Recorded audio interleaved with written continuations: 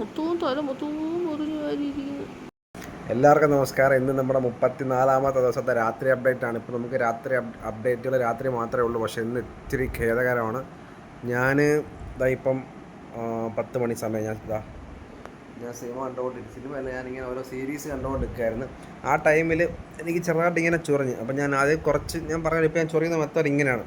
നഖമായിട്ട് ചൊറിയില്ല, ഇങ്ങനെ ഇത്തിരി ചൊറിഞ്ഞ് നല്ല സുഖം. അങ്ങനെ കുറച്ച് കൂടുതൽ ചൊറിഞ്ഞ് നല്ല സുഖം.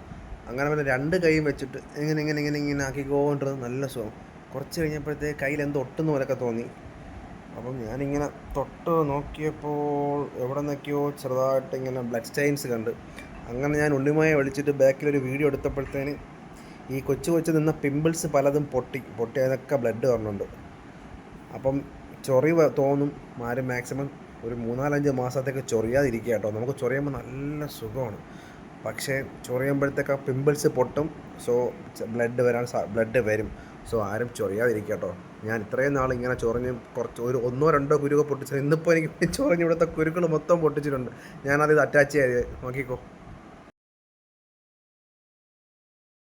1 2 3 4 5 6 ഇതെന്ത് മൊത്തവും തല മൊത്തവും മുറിഞ്ഞു വാരിയിരിക്കുന്നു.